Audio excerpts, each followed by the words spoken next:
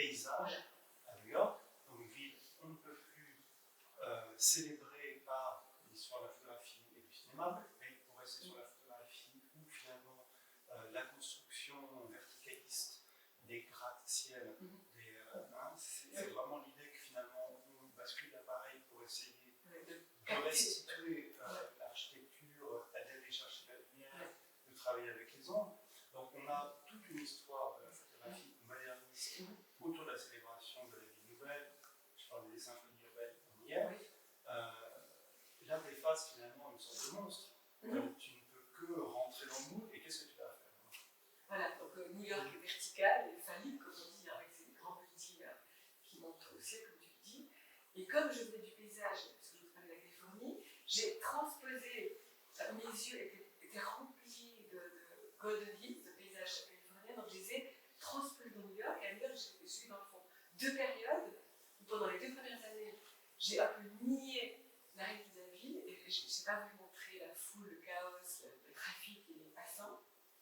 Mais j'ai photographié que des façades vides, très colorées, qui sont en méditerranéenne, orange, jaune, bleu, vert. Donc j'ai voulu la transformer en paysage. Et j'avais photographié que le dimanche matin, quand il n'y avait pas de passants, quand il n'y avait personne. Et il n'y a pas vraiment. Oui, il y en a quelques-unes, c'est que tu avais bien alternance, qui est plutôt en gris et noir. Donc dans les 2 premières années, que des façades, inhabitées, sans effets de matière, la brique, le style iron building, tous ces matériaux que je découvrais, extrêmement new-yorkais. Et dans ce second temps, je me suis dit, bon, je vais quand même devoir accepter la réalité. Et j'ai beaucoup attendu sur Park Avenue, je voulais photographier les buildings de Park Avenue. Et les travailleurs ne quittaient pas les lieux, ils restaient dans leur bureau avec les photocopieuses. J'attendais, je me suis dit, bon, d'accord, je ne vais pas attendre jusqu'à minuit, je vais les inclure dans ma photographie. Ça s'appelle Aquarium et l'historique, parce que grâce à ces personnages qui restaient travailler la nuit, j'ai dû les intégrer dans mon image et j'ai trouvé que c'était pas si mal.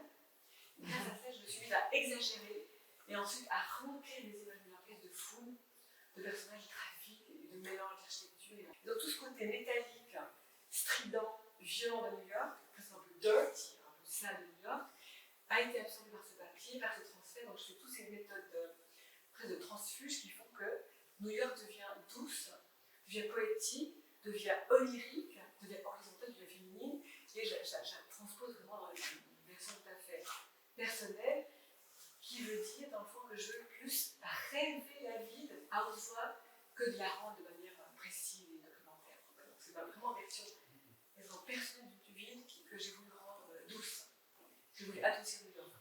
C'est amusant parce que la Californie a une paysager et la grande ville